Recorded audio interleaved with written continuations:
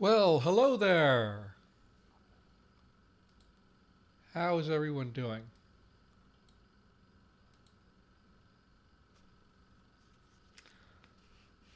So to start out, this needs to be actually why is my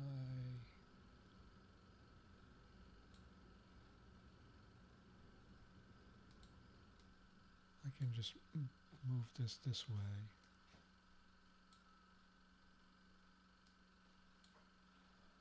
I think my face needs to be a bit smaller. Hello, Jake. So, I posted this up on the Patreon. This is going to be pinned for the whole time that I'm working on Sylvan. Something that I did not. Hi, Parchment Lore. Hi, Snuggly Squid. Hi, Jonathan. One thing I didn't really do with the Draconic with Ndakaga is I didn't really have any reward for giving putting patrons' names into the language. I did fit in my daughter's names into there, but I kind of thought that would be a cool thing to do. I know Langtime Studio does that too, and it's just a cool thing to get you all involved. Call me Cheesecake. Is this the first time you're tuning in? Getting a lot of interesting names popping up. So here's the thing: is the way that I want to do spells, I'm going to do it differently than I did for what is this? Okay, I need to silence that Slack. So don't worry about me. Just making sure I don't get pop-ups. But I'm going to need lots of animal names and possibly lots of plant names because, like, where for Ndakaga, I want or things like okay. I think did I cut out for a second there? Um, okay, there we go. Okay, I should be here. But things like something or so I would use like rhyme and or assonance or alliteration. So I need more words in that case, and specifically in order to do metaphors, I want to have lots of things that are drawn from nature. So guy, um, and so yeah. Hopefully you didn't lose too much, but there was OBS like disconnected for some reason. But so what? Since I need a lot of those roots, I thought it would be good to have some of them be patron names. And so far, now my daughter's already called Basilisk, Painted Turtle, and Ladybug.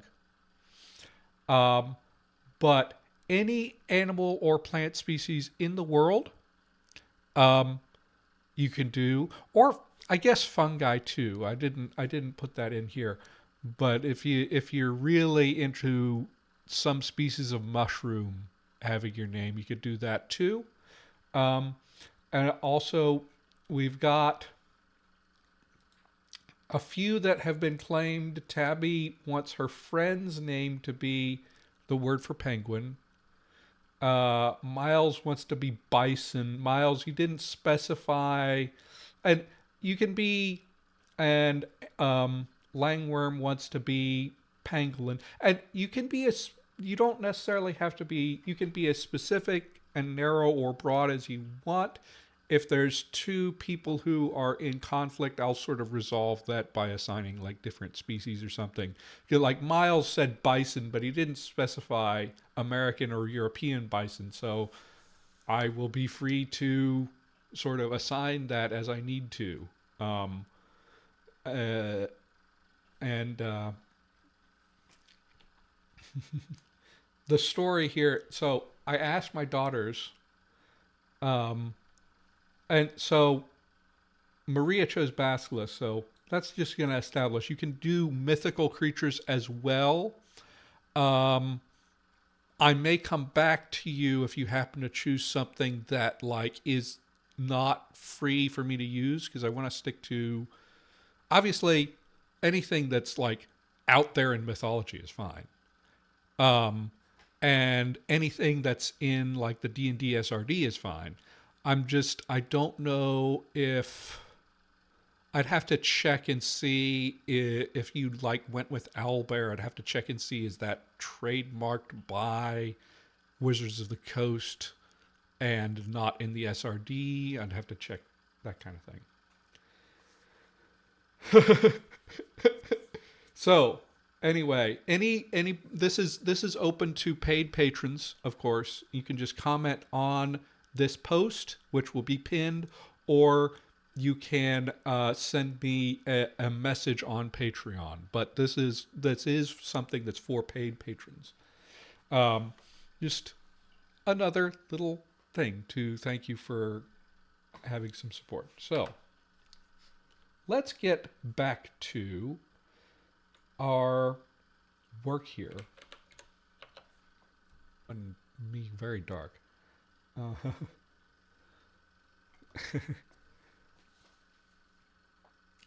The Fae don't want their secrets spilled. I do know that there were a lot of like weird things that went wrong with me. Why? Okay. First of all, I'm going to turn on my light. Secondly, I don't know how you guys are seeing this, but like it's showing my screen as weirdly dark, and I don't know what exactly that is. So that may be something I have to check on between episodes. But we rolled and we got a fairly common basic vowel system. It's a 5-vowel triangle with a length distinction. We can work with that. We can do lots of things with that. I do like that I ended up with a length distinction right off the bat, because if you remember, Ndakaga did not have any length distinction or diphthongs, and that means that, I mean, that's great for a language. That's not an issue, but we want these languages to be distinct so that different players can be using different spellcasting languages at the table, and you will hear the difference. So having some weight variation in this language will help distinguish it from Ndakaga. These consonants, like less so. We might want to get rid of the glottal stop because Ndakaga has a glottal stop. We'll have to think about that.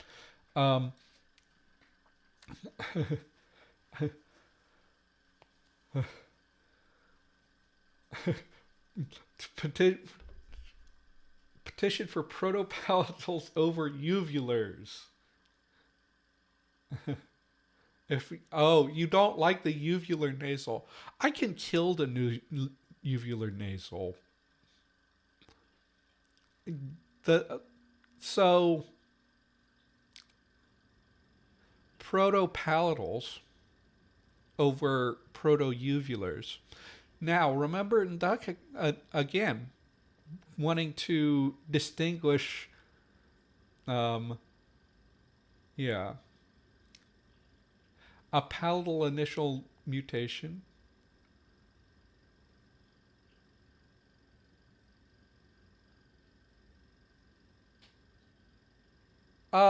So here's the thing. Continuing with what I was just saying, distinguish it from Ndakaga. Ndakaga has a palatal nasal. Yeah.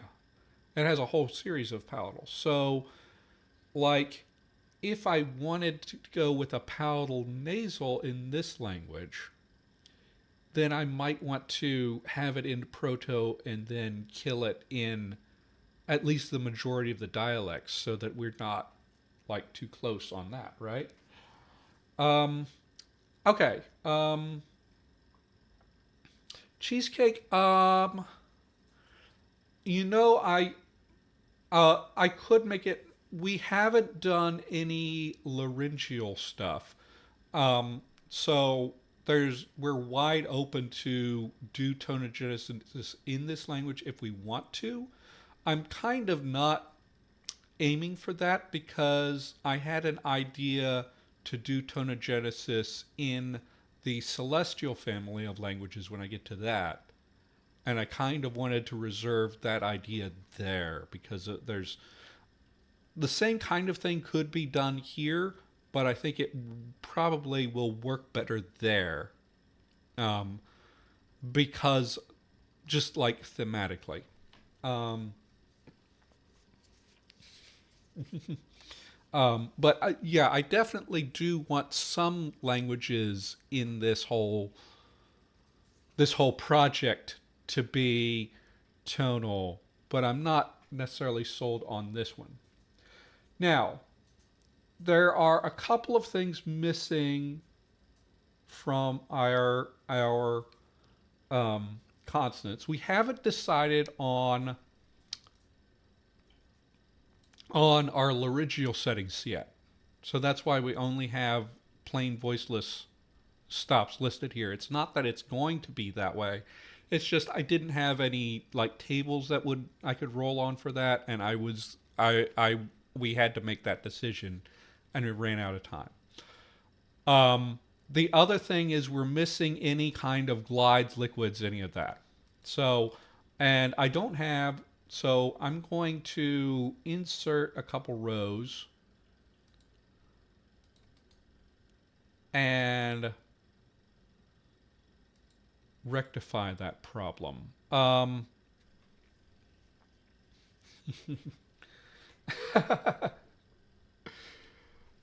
Yeah. So first of all, let's just do our. I think we can definitely go with a w. I definitely want to have w. I'm thinking the proto language will also have insert to the left. We can have palatal yeah, right?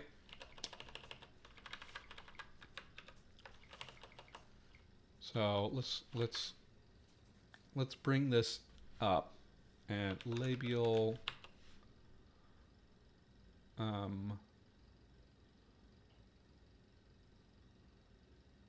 labial alveolar retroflex palatal velar uvular, and we have the glottal. Now,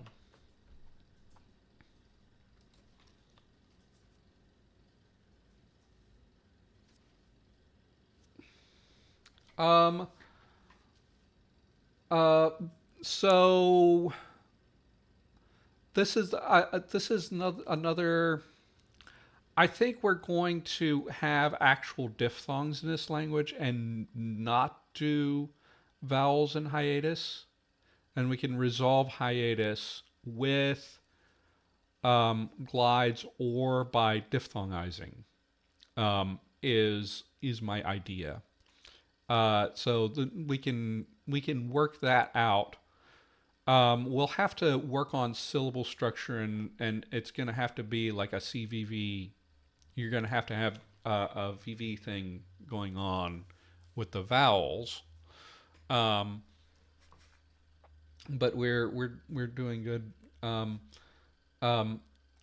That's another thing is that like I would say with Ndakaga we had vowels just being in hiatus and staying that way. Um, and and I like it there. I think having a distinction is good here. Now, if we're going to do retroflex, I think having the retroflex R makes some sense. And that, not the tab. We'll do the, yeah, we'll do that.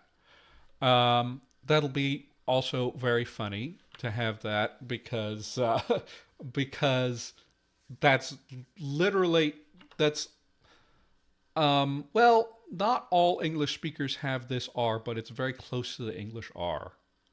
And the fact that a language for the Fae has that sound in it when like so many people are are think of it as an ugly sound because it's Englishy is going to be funny.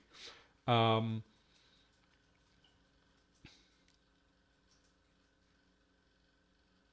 read off D. What's D for E for E8 and E9?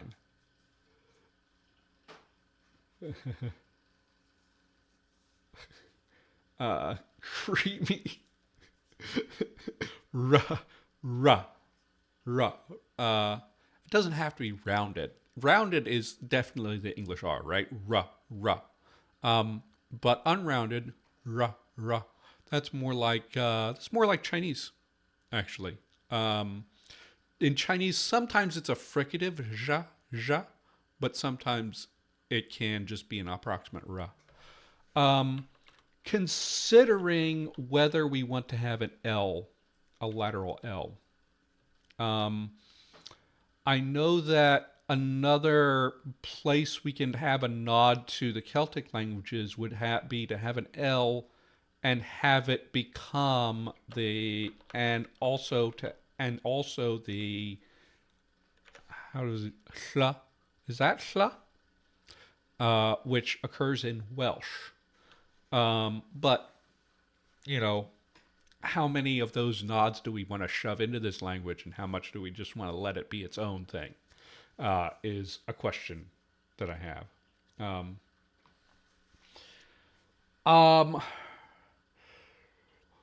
Retroflex L, rah, rah, rah. We can. I don't like Miles. I don't like distinguishing the retroflex from the alveolar R. Ruh, ruh, and ruh. I did that in one language and like killed it. We could have it in Proto though. Oh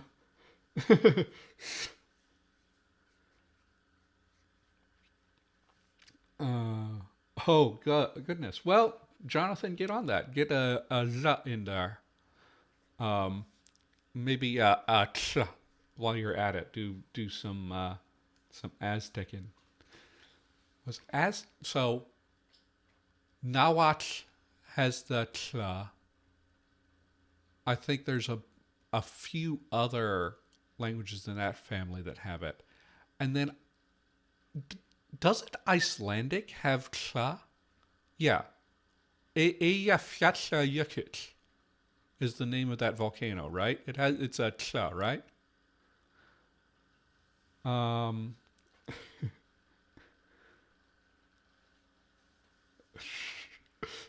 The only time you had za is when you made it devoiced to za. Now, this might be a thing.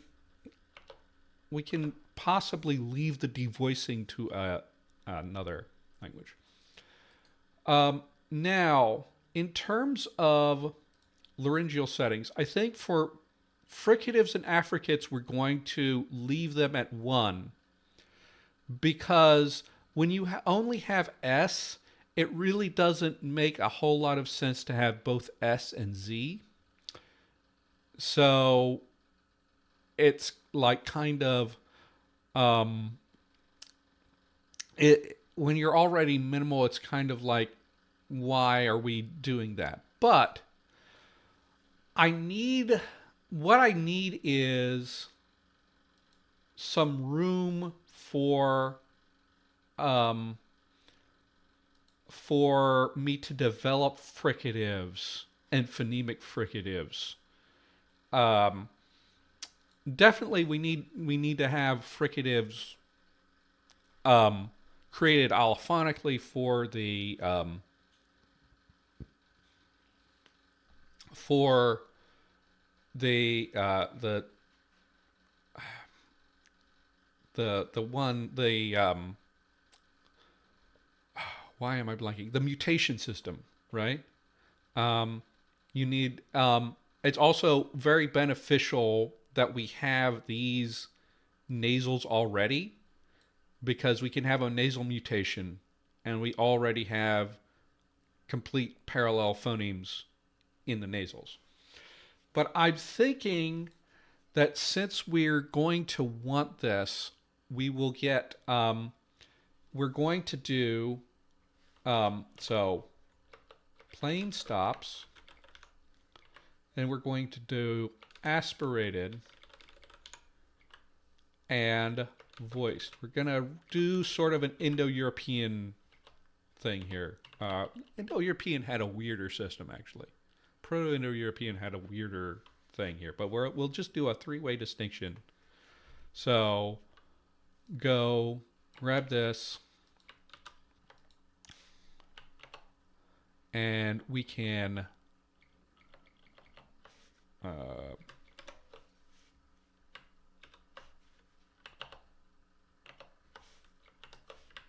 do the aspirated ones. Right. So Proto-Indo-European, did it have a four-way or did it have a really weird three-way?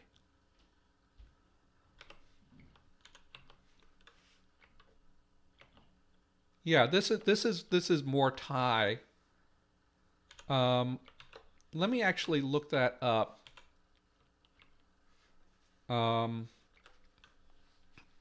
Let's go Thai.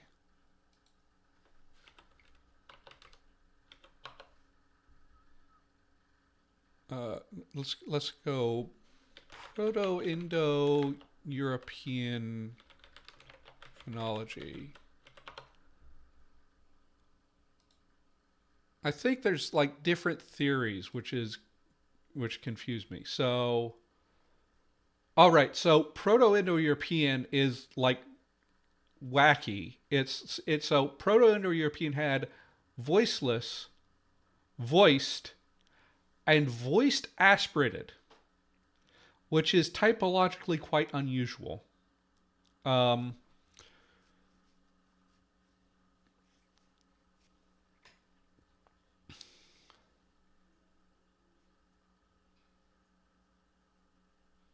Oh, okay.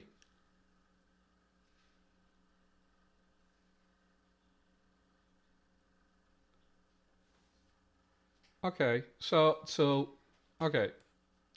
The S to H, T S to S, huh?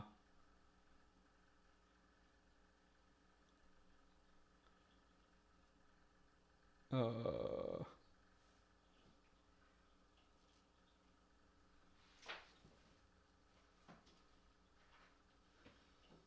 yeah.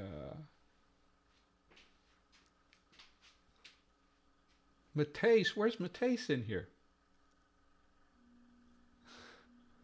Matisse in my stream? Okay. I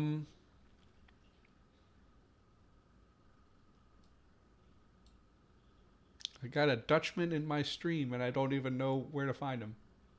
Am I? Okay.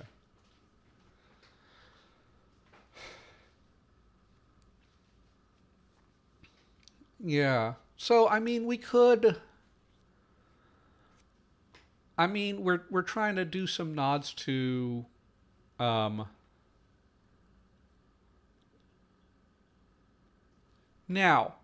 one thing that I want to involve in this is the PQ split, right? We need a qua in here somewhere in order for it to turn to P in some of the dialects, right? So the question I have is, do we want a labialized velar series in the proto-lang, or do we want to develop it from a W glide.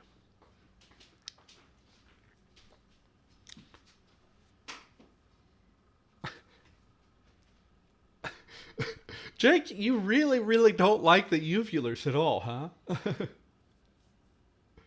Oh, oh my goodness. That's another good suggestion. Have qua and qua. And they can do different things even. If we had had if we had both. Okay, this is a thing that we can talk about. If we had both qua qua and qua,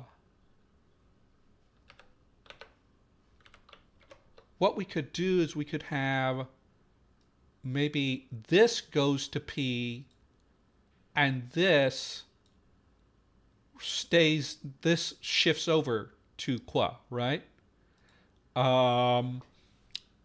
We could also have this have an effect on the previous vowel in order to leave a trace of the uvular. We could do that with all the uvulars, in fact. We could do quite a lot of different things with having both of those. The thing is, I really, Let's Have a Booba is doing very well with the co-articulated stops, the pa and pa kind of things. I struggle to pronounce those, and I think that if we're giving this to random D&D players, they will struggle to pronounce those. So I'm not really sure about that. So I'm not really sure about including that kind of thing in any of my languages, but I definitely am thinking. Jonathan has to bring up anytime at all. Okay, so why don't we make this a poll? And I'm going to ask you. So one thing about this is like we can have this in the original language, right? We can also have just one in the original and decide whether to develop another one, or we can just like have a W and have that develop. Because the thing is, like, if we establish that W causes labialization, we can also establish that this causes palatalization, and then we will get the broad slender vowels in Irish incorporated into this, if we want to do that. We could even go like further than that and have like weird things happen with retroflexes too. So let's actually, let me ask you guys. Does our language have a labialized? Does our proto language have labialized series? So we're going to go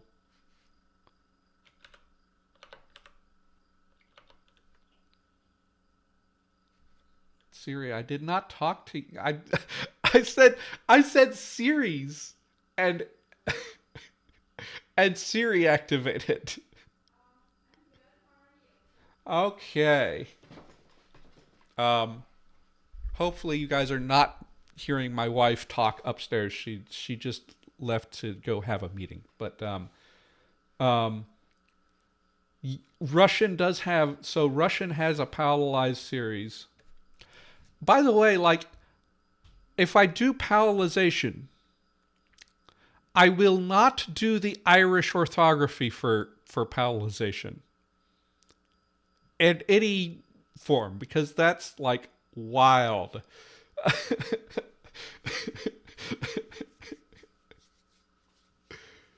Miles, that's not supposed to happen. Um, but like, um, so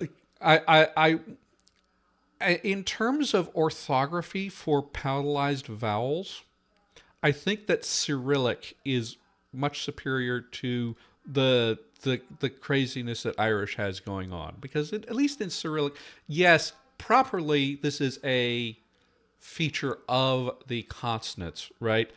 But when you have just like you have the two vowel letters to choose from, and you choose which one based on the palatalization, that that works. That's simple. That makes sense. When you have Irish, where you like, okay, we just have a bunch of different spellings of vowels, and you have to choose the right one based on whether it's a broad or slender consonant on either side.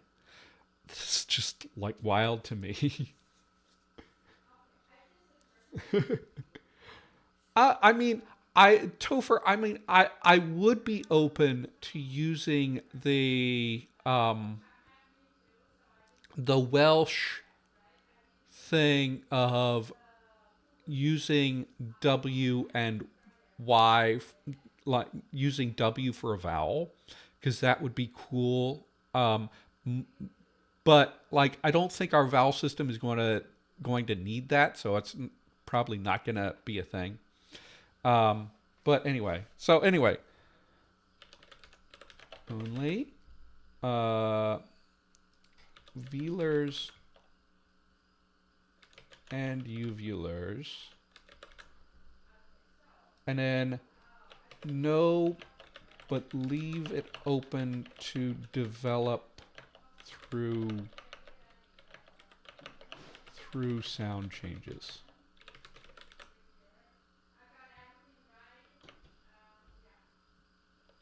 Develop it through sound changes. And I didn't mean for this.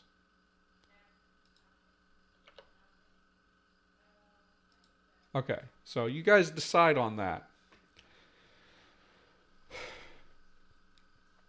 Yeah, I don't mean to say like Irish orthography is bad.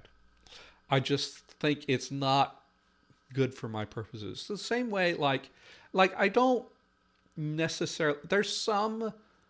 Um, there are some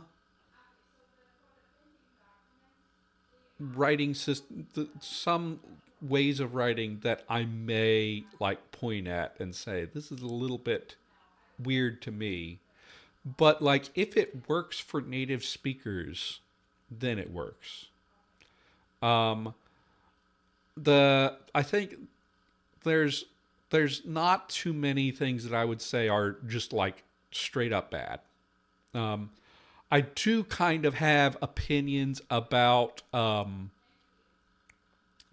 romanizations for Chinese, just because I've seen several of them, and I think Han Pinyin is pretty good.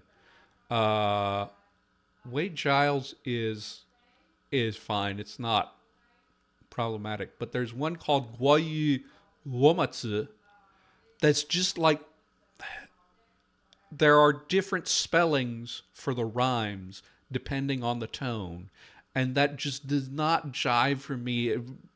I really prefer the tones to be on a diacritic, just because of the nature of how tone works. Um, Qua qua qua takia. That would be very wild. Okay, let's see how the vote is going. Let's see how many people are watching too. Yeah. Okay. So, given our current watch, it looks like we can end the poll. Okay. So, our conclusion is we are going to develop the labialized series through sound changes. So, what we're going to need to do is we're going to decide what conditions cause these to labialize.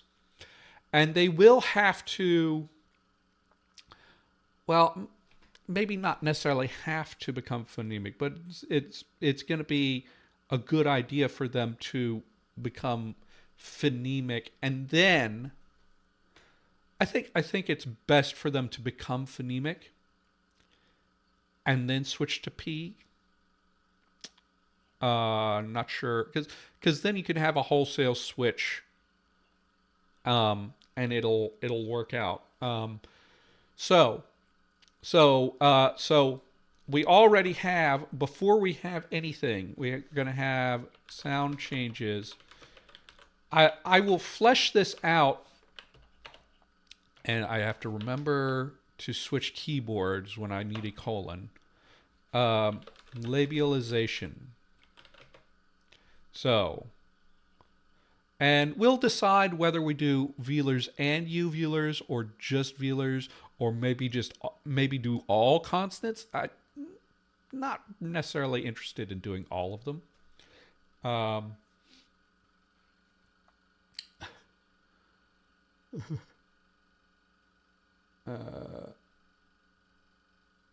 Oh, I don't have voiced velar and uvular. There we go.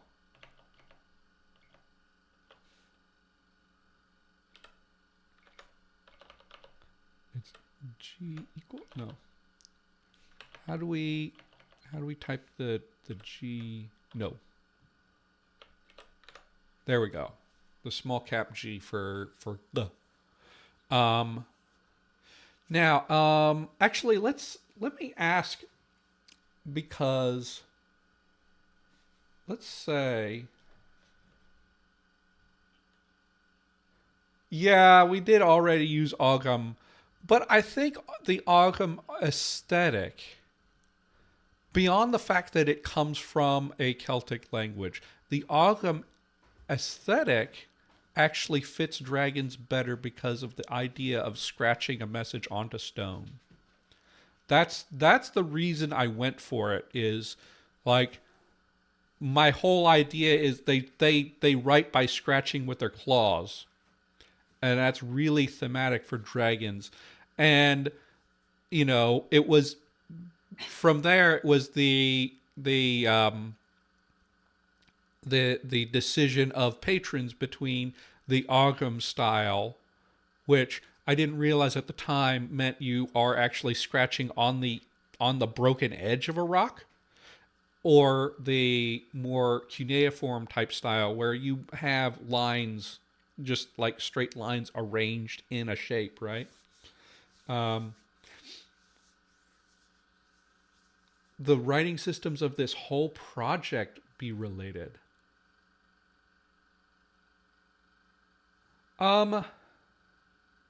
Topher, it's something I haven't tried. I know that that like all of the other streamers do, but I was thinking actually of a leaf script. So that, lots of swirlies and stuff, that might be interesting. It would probably also like end up having some like aesthetic relationship to like Tengwar that way, but that's interesting.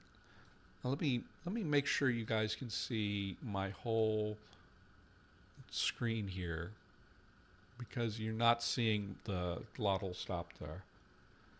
Yeah, leaf scripts are cool. Either I would do a leaf script, or I do like a decision between brush or stylus, because I can also do, I have the stuff for Chinese calligraphy here. I could actually like physically work out shapes for a brush script, but And I also have Western calligraphy stuff, so I can do a stylus script too. But it's sort of dependent on how I'm feeling when we get to writing system time. A leaf script works because of the idea of using unprocessed natural materials. It's sort of thematic for the way Sylvan works within D&D, right? So Malayalam, yeah, I can look at that. But so this is our proto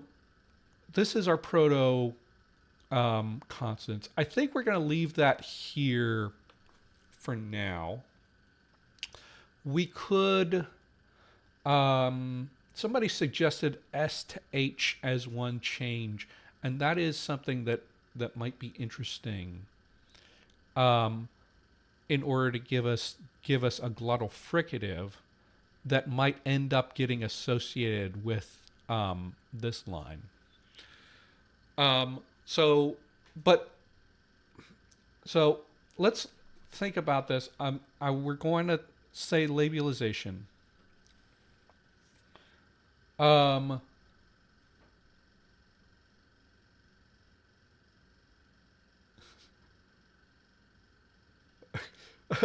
Logan was napping.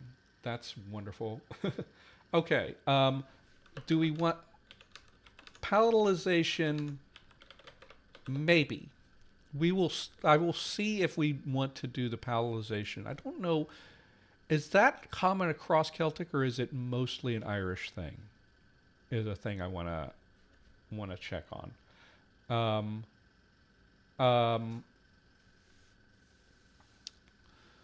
Obviously, there's things that are very un-Celtic, about like having uvulars and retroflexes. We're not doing all Celtic stuff.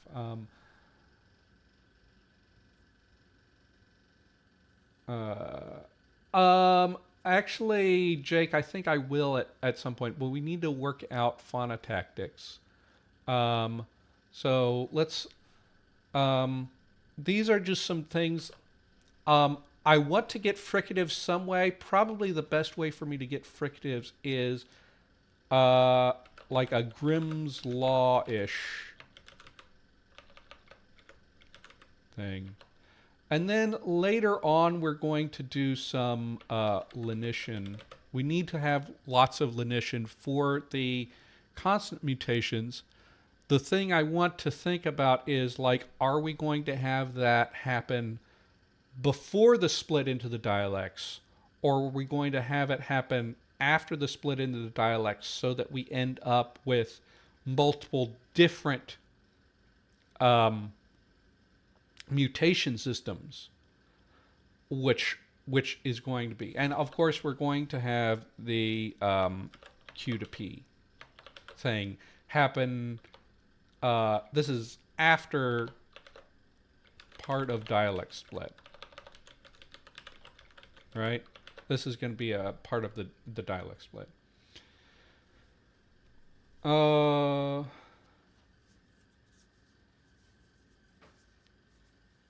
okay. That's interesting. I kind of like, I did that with Endeca as I shifted to palatalized consonants to palatals and alveopalatals. I kind of like to do that. It makes the distinction clearer. It's not always, but you don't always do it that way, right? A regular system which then breaks into dialects. Yeah, I mean, yeah, we could do our Lenition stuff and all of our Sunday in our first stage, right? And then when we break in the dialects, they can add other mutations. One thing is that, like, if you look at the insular Celtic languages and their mutation systems, they all have a different numbers of mutations. So we could get something like that. I think Irish has the most, and like I think there's one that has just one and one that has like four. So we could do something like that by having some of the lenition happen in the first stage, and then other lenitions happen after the dialect split, right? Um, uh, and so we'll have to see about that. Now let's take a look at our phonotactics. So first of all, we need to have a possibility for double vowels. I think V and VV will both be valid, right? Um, we need to at least have a situation in order to make phonemic labialized consonants. Um, we are one dialect with uvular consonants surviving. I can work that. I think we're gonna have we're. I think we're not going to end up with all three of these, right? Um, I want to think about whether we actually want this voice one in the proto-lang or not. We'll let's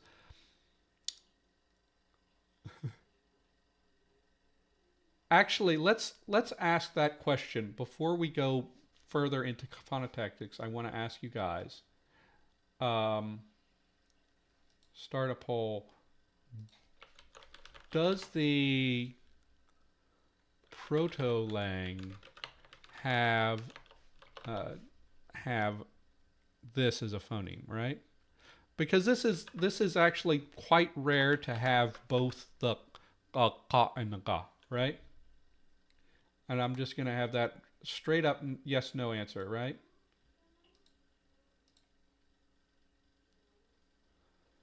Um, just to ask you guys, see what you guys think. um, but while that poll is going on, let's say so we'll also have CV, CVV. We need to have, at the very least, we need to have constant glide vowel, because in order to make these phonemic, probably the easiest way to do that is to have the glide wa occur and then become a labialization, right? Um, mm,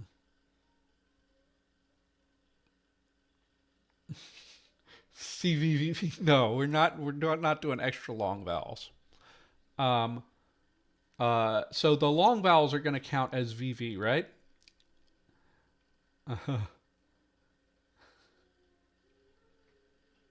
And so let's see how are we doing? Okay, looks like everybody's saying no. This was not in the proto-lang in any way. Um, mm, what about?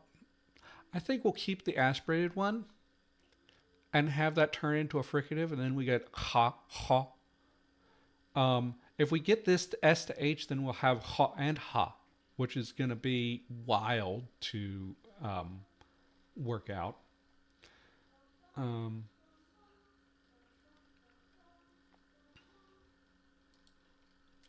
so yeah, you could have that happen, dandelion. So there's actually that could be a way that we could end up with a wa still occurring, right?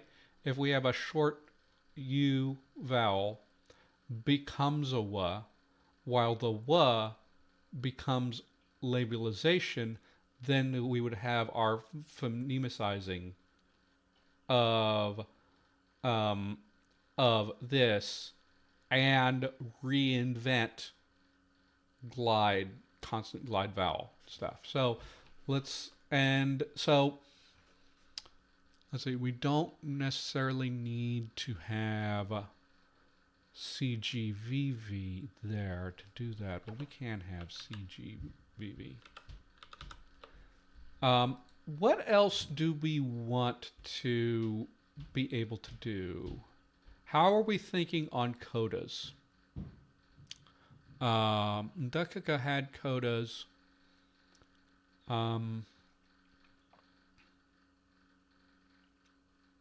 Let's think about, okay, we've got 3 options for codas. So codas, we can have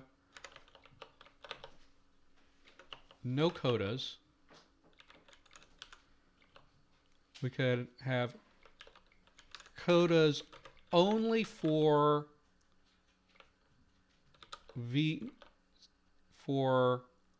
short vowel syllables, or we could have codas anywhere. Let's make that one a vote, because I kind of don't.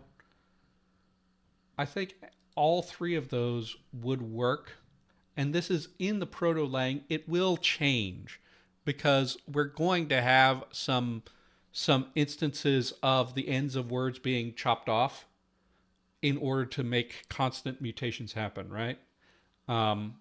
So that's totally fine, whichever way we go. Does the proto-lang have codas?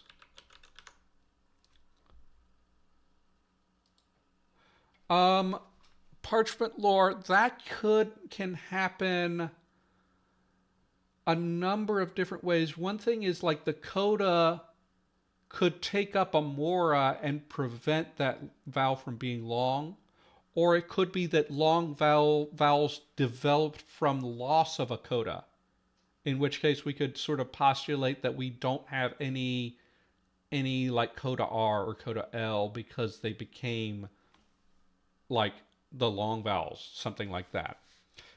So there's ways that restriction could happen.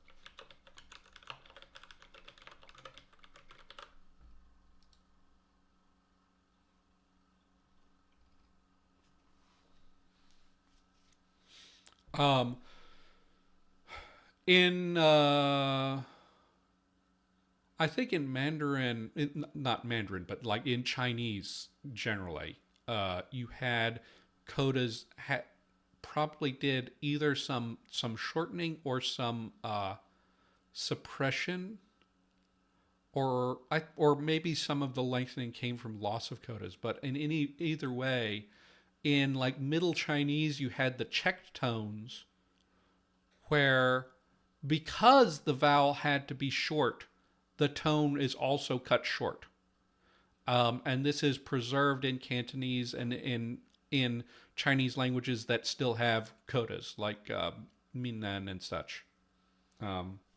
Still have the stop codas specifically, because it's only stops that can carry a tone.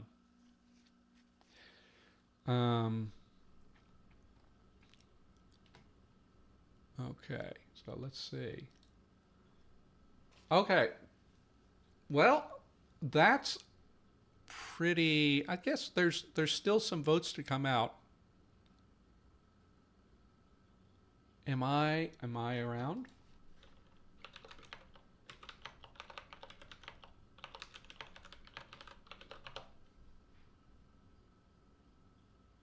I'm buffering on my screen, but I'm not sure if that's YouTube sending me the signal or...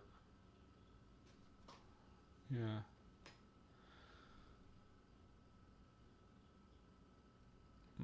Adjectives. I mean, we could...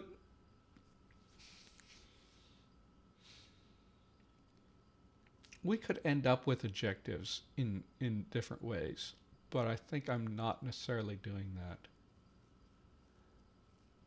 Yeah, I think we're going to go with our three-way, and it's actually going to be broken down into a two-way, changing all of the aspirated ones. It's not necessarily actually going to be Grimm's law. It's probably just going to be all aspirated turn um into fricatives, and that's it. With Grimm's law, actually, there was a second stage where you had there was like a chain shift where also the voiceless things became aspirated, um, and and the voice things became like plain. It's yes.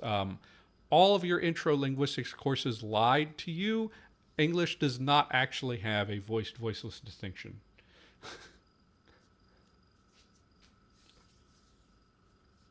Uh, yeah. Adjectives are really cool. So, adjectives are really cool in a conlang, I think, for a couple of reasons. Or they're very popular in conlangs for um, two related reasons. One, they are very noticeable, especially if you really punch it and you actually are like ah ah ah, right?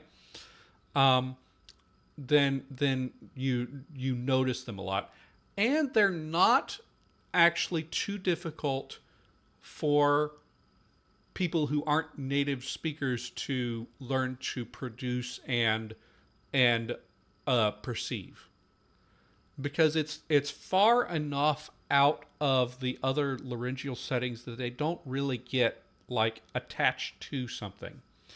Where yeah, they Jake, that is one thing, is that I tend to see adjectives in very languages that end up like being for like barbarians and um, things that are tagged as exotic. Note like the big examples for adjectives you hear. Parchment lore. Maybe someday I will do a video on that. But like the distinction, the it is complicated, Logan. So I will give you a Cliff's Notes version. It is kind of complicated describing what the fortis lenis distinction actually involves. Um, but like there's uh, the the thing to note is initial voice stops often are not voiced by all English speakers, right? Aspirated stops, teachers will tell you it's at the beginning of a stressed syllable, but they're actually much more common than that. When English speakers are exposed to a language like Thai, they will tend to to group voiced and plain stops together, which is not what you expect if the distinction we're looking for is voicing. Um, and um, and there's and also like the one place where you see like the voiceless characters, the P, T, and K occur um, in a place where they are plain is after S, where crucially there is not a distinction there. Um, there's some other things about it though, because it's not that it's aspiration either. It's like you got it's sort of you're doing something with glottal restriction for those consonants, one way or the other, and it's a little bit it takes some explaining. So let's end the poll. So we can only have codas after a short vowel. And we're not going to do a sound change for it, but we can. So we have CVC or CGVC, but we cannot have, I want an actual asterisk, CVVC, right? We can't have any VVC at all, right? You want S clusters? We can, I mean, I often kind of avoid it because it's an Indo-European-y thing, but we can do S clusters in this one because that's fine for us.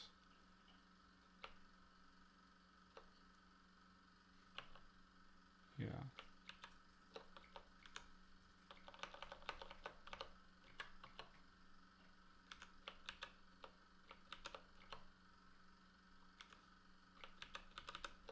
Right. Yeah, I have been thinking of doing a video specifically on laryngeal realism and how the actual laryngeal distinction works in English, because it was something. Now, it was something that my advisor championed. I don't agree with all the things that he championed, but that one made a lot of sense because of the phonetic data that goes with it.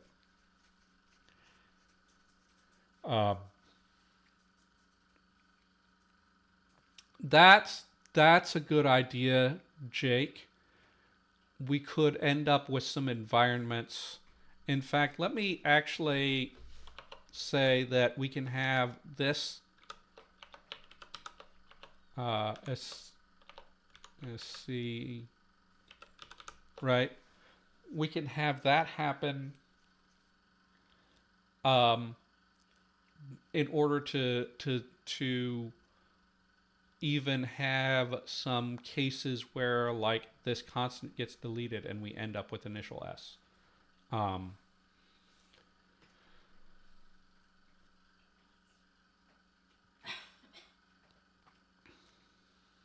Yeah. TSC. Spa. We can have, I'm not necessarily sure about this might end up becoming S, actually, in a lot of cases.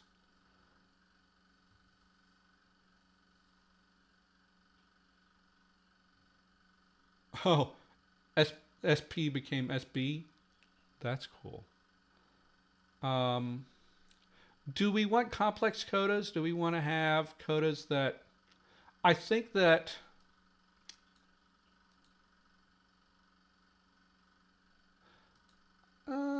we can have... we can end up... we can go with...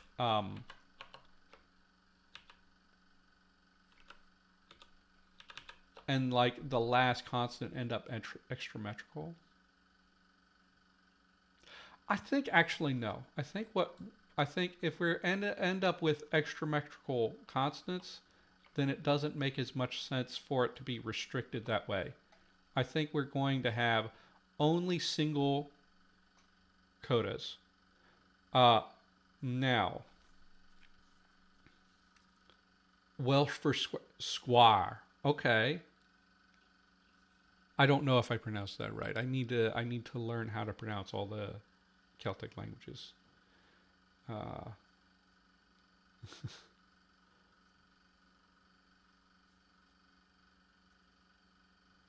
SB, SD, SG, but not SPA, STA, SCA.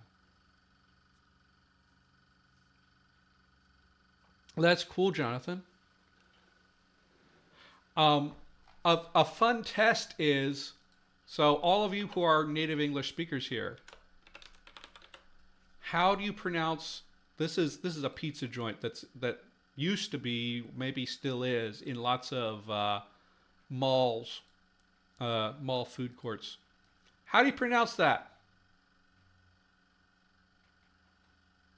Anybody? So English speakers will often do like weird, like, it's weird because we only allow one possibility. So sometimes it will I think some people will probably go with like Sparrow. I'm just using a regular R here because I don't want to like type IPA. And some people will go like, well, I do need to go with IPA, but Sbarro, right?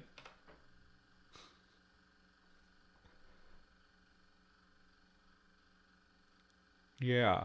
Miles is one of the guy, yeah.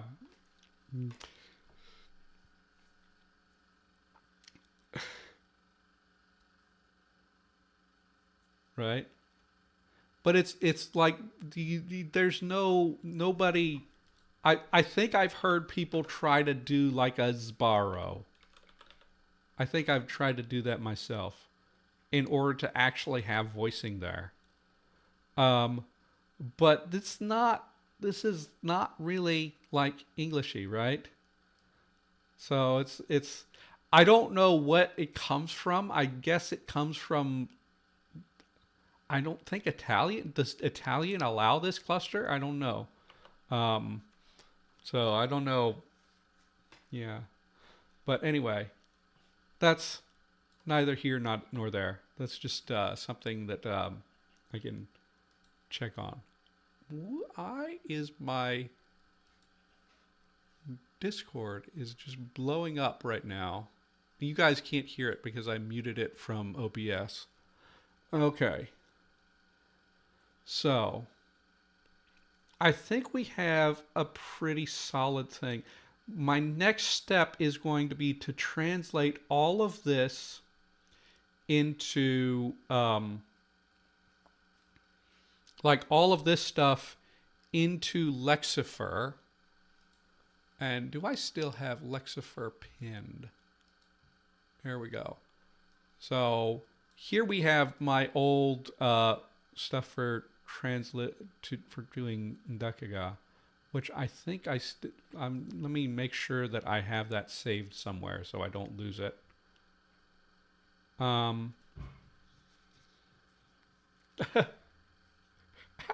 Sparrow is Latin, Italian for food court.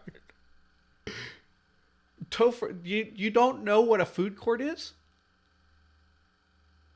It's yeah, parchment lore. Like, so a food court is in a mall. There's a certain designated area that has a bunch of like takeaway restaurants around, and they don't have their own seating. There's shared seating for all of them. So you just go around to whichever restaurant you want. Maybe you go to multiples, and then you go find a seat and eat your food.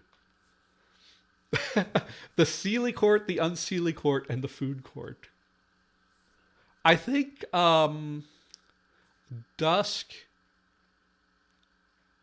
I think the Court of Dusk might also get associated with fall, and then that would be the food court because of, the harvest and things. I think that makes sense, huh?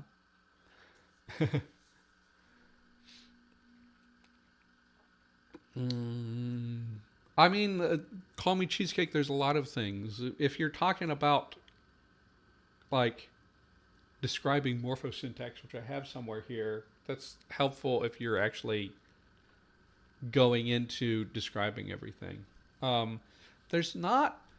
I am hoping. I have high hopes for Jesse's. For Jesse's textbook. I'm hoping that's going to be a really good introduction that's specifically conlang related and has enough information, right?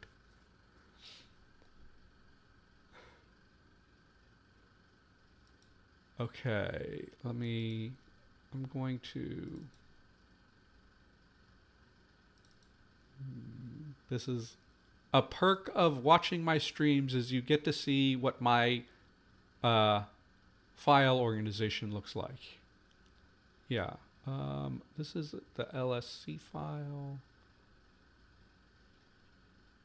for the sound changes, right?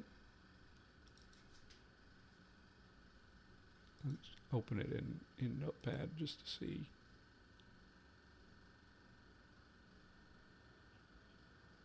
Yeah, that's my sound change file.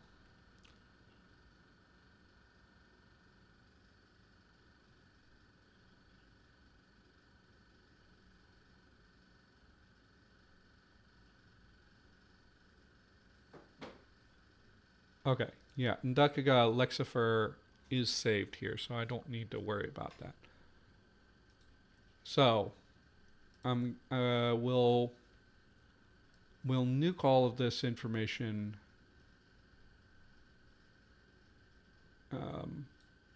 and sort out how we're going to do things ourselves.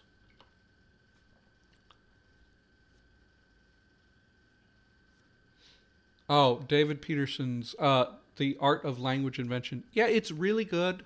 I reviewed it before. It's great. I have like 2 copies of it here. It's a great intro. It's not necessarily going to help you learn all by itself.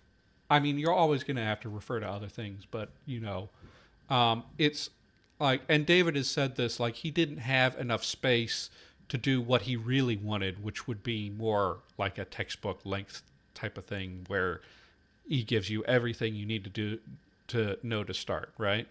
It was just sort of an introduction and inspiration kind of thing, which is still valuable. The language construction kit is still a really good guide to get started with conlanging. And other than that, like linguistics textbooks are good to work with, and just linguistics books in general. Yeah. Applicative constructions. And also just trawl on what's the fiat lingua. Just go look through the articles here and you can get lots of things, right? Lots of cool ideas. Okay, so what letters do I need? I need... This is for my initial stuff, so...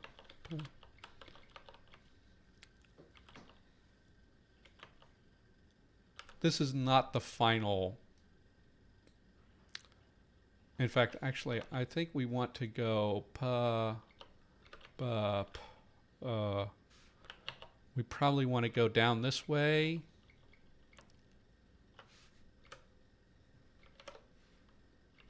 And then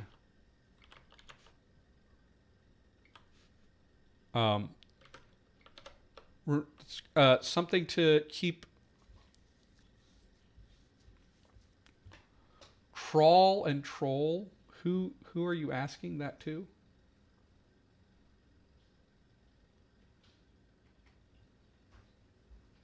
Oh, okay. And then we'll do the vealers. The reason I'm doing it this way is the order matters in Lexifier. The order goes from most frequent to least frequent. So we want to make sure that that's all defined. And then we have the retroflexes.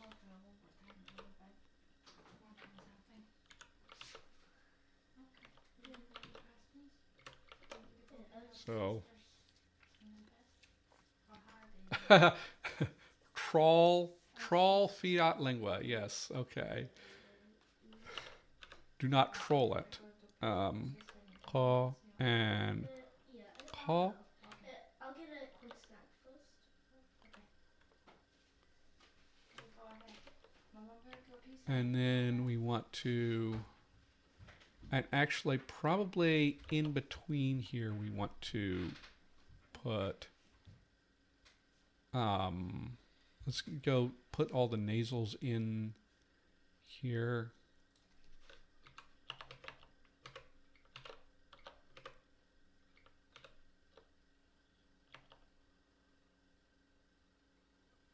And put the retroflex nasal here.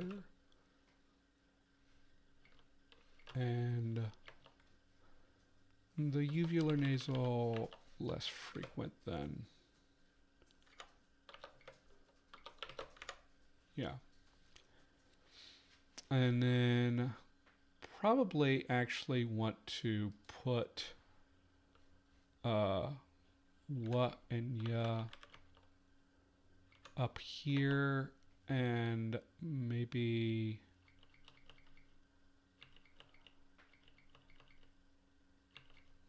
put ra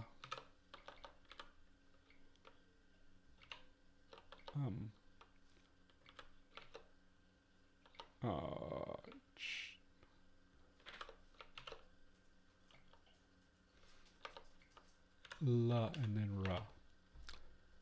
That works. And it doesn't necessarily matter.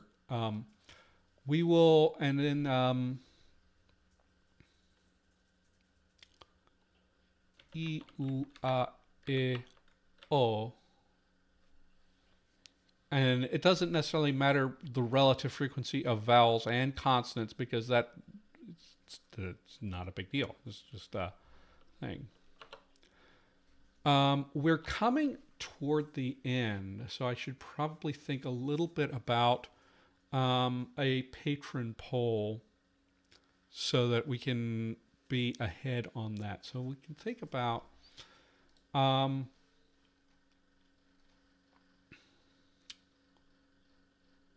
let's see.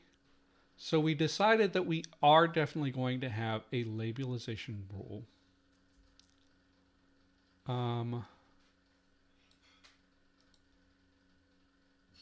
Let's think about equipower. I don't think so. I think, well, actually, I think Lexifier does have a way to define the probability. I have to, like, look into the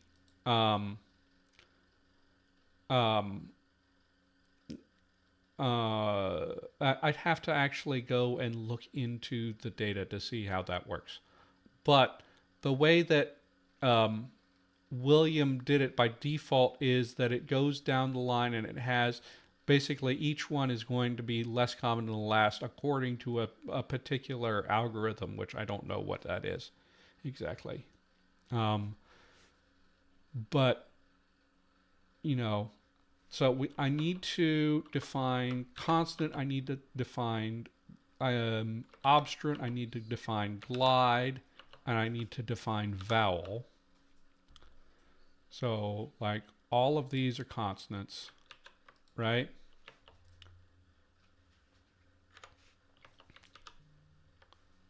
Oh, and I need to have S defined as a thing, right?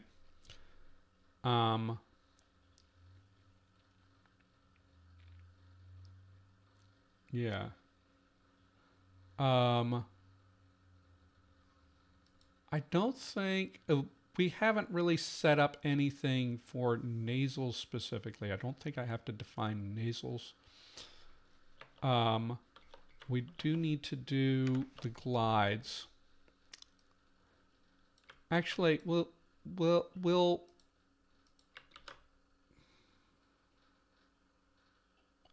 we'd better just have approximates generally and have all of these in there so that we can just have like constant and an approximate. I think I want to have stuff like pra and pla and stuff happen. Vowels is easy to define.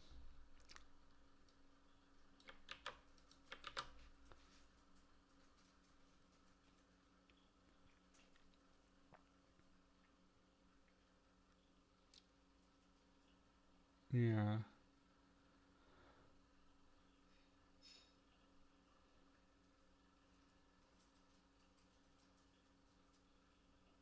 You want to do conlang along with me? That would be fun, huh?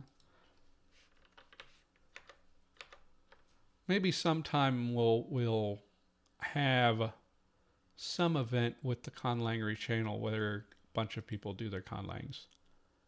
And well, yeah, okay. Let's. I guess the only thing I can do with this list is to put all of these and then remove the ones that are not obstruents.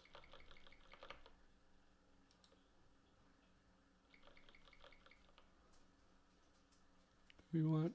I think okay. I'm gonna say that we don't get. So I'm gonna make an executive decision here. S consonant clusters generally, S obstruent clusters absolutely happen, but S nasal clusters do not. That's something that will distinguish it from English, and you know, make things interesting.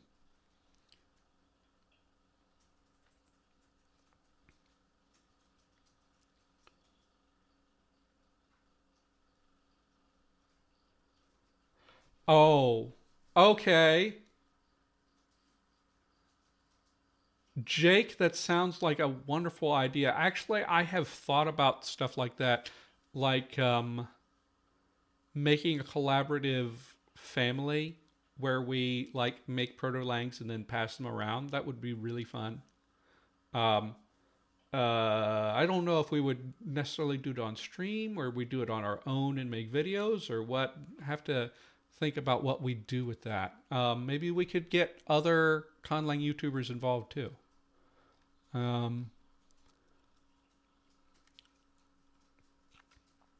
But you know,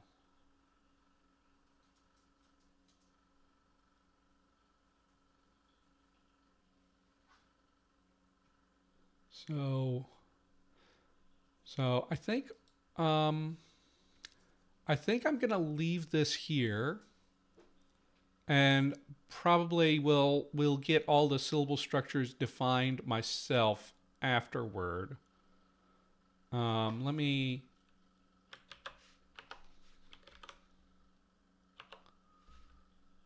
get a notepad here and file save this as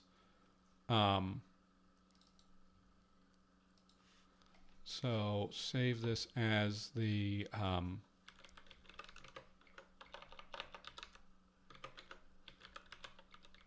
just to make sure I don't lose it. And I will complete that, like sort out what all of that is. I'll show you guys later. And then we can start generating roots and working with sound changes for our first stage to get to where, yeah, Artifactian could definitely do it. Anytime I can get Bibleridian or Artifactian or both of them involved is a very good thing. But yeah, let's see. So, what decisions do we still have to make? So we've basically worked out our syllable structure. What can I ask patrons before I go leave here? I just want to have an idea so that I can write it up the post and do it later.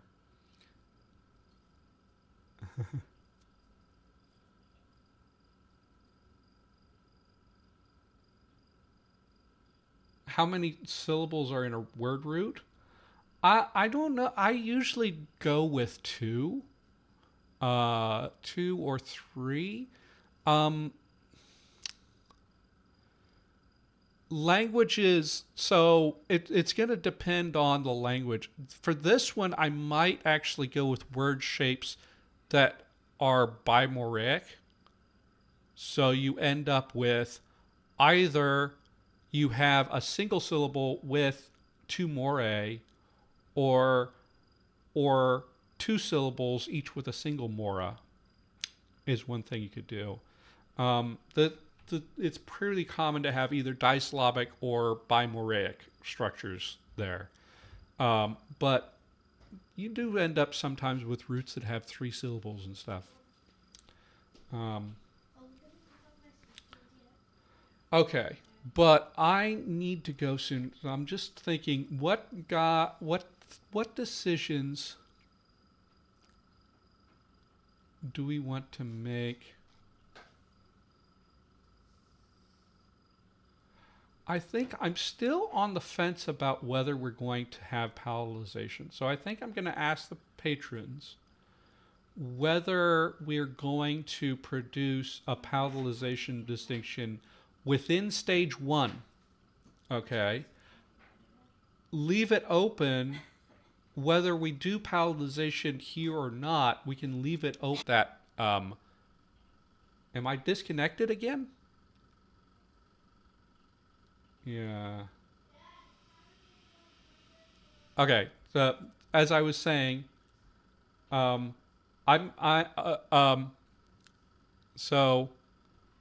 patreon.com/conlangery if you want to vote in polls, if you want your name in the language, if you want like my videos that I make early, go there and have fun and happy conlanging.